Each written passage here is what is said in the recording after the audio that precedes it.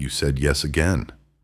The extra piece of work, the one that isn't yours, handed to you at 4 o'clock on a Friday by someone who knew you'd take it.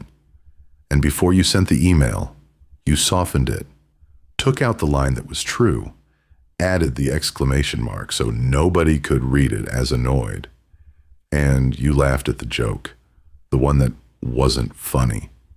You are, by common agreement, the easiest person on the team to work with. Everybody says so. And last month you watched someone louder, someone more difficult, someone visibly less agreeable than you get the thing you wanted. Here's what almost everyone does next, and why every version of it makes the problem worse. Then I'll show you what the Stoics did instead.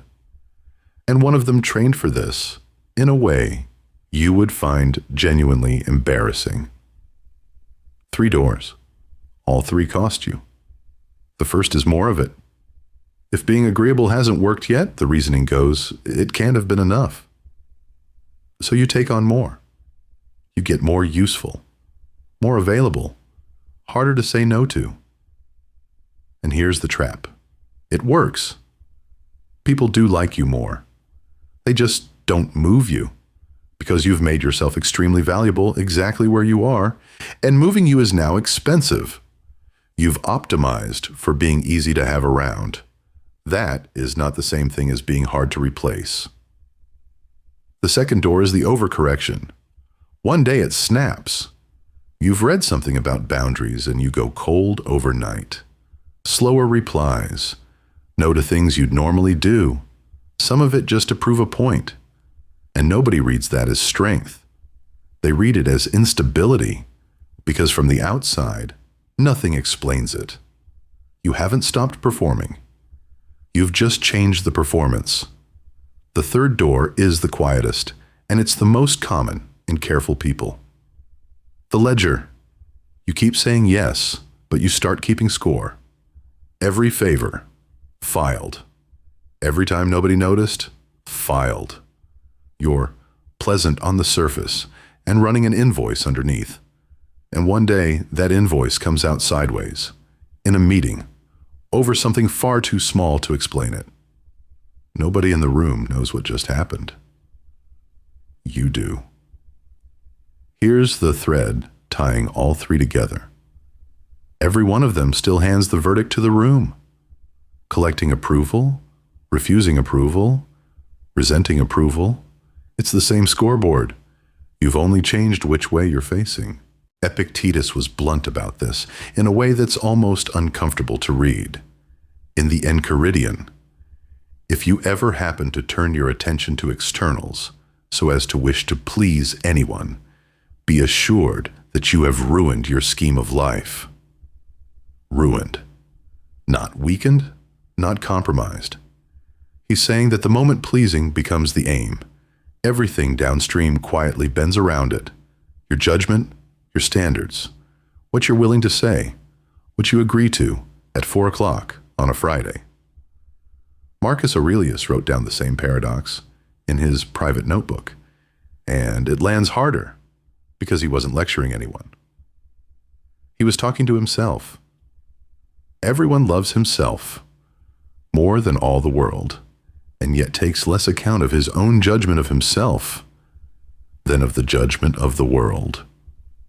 Sit with that. You are the person you care about most, by a distance. And you've handed the assessment of you to people who think about you a fraction as often as you think about yourself. Now the story, and it's a strange one. Cato the Younger was the most stubbornly upright man in Rome. And when bright purple was the fashion, Cato deliberately wore the dark shade. He would walk out into the street after breakfast without shoes, sometimes without a tunic. Plutarch is careful to tell us why, because it looks like showing off, and it wasn't. Cato was training. He was, in Plutarch's phrase, accustoming himself to be ashamed only of what was really shameful. That's the whole idea, and it's more practical than it sounds. He treated his own embarrassment as a muscle. He practiced being disapproved of over things that did not matter, his clothes, his shoes, so that when something did matter, disapproval would have nothing to grip.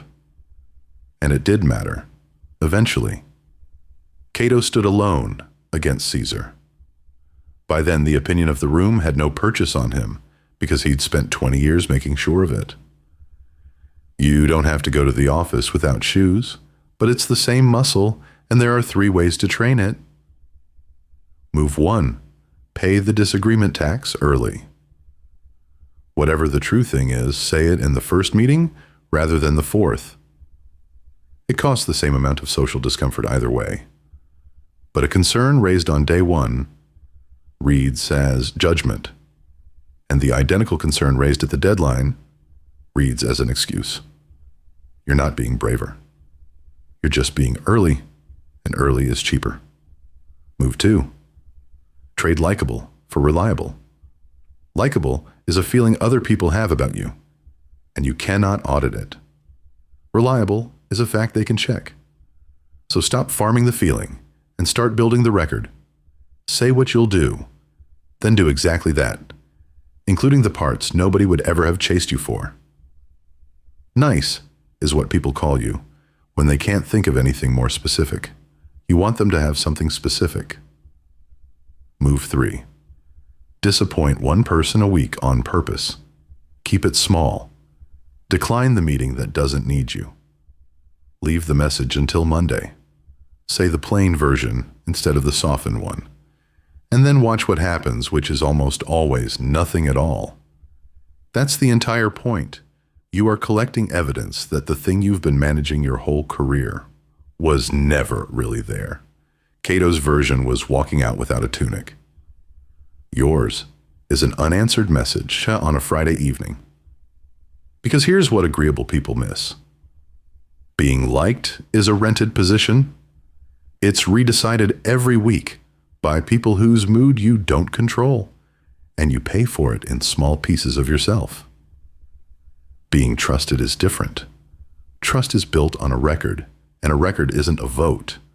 Nobody has to feel anything about you on Tuesday for it to still be true. So here's the rule. Write it down. Be trusted, not liked. Tomorrow, 3 things.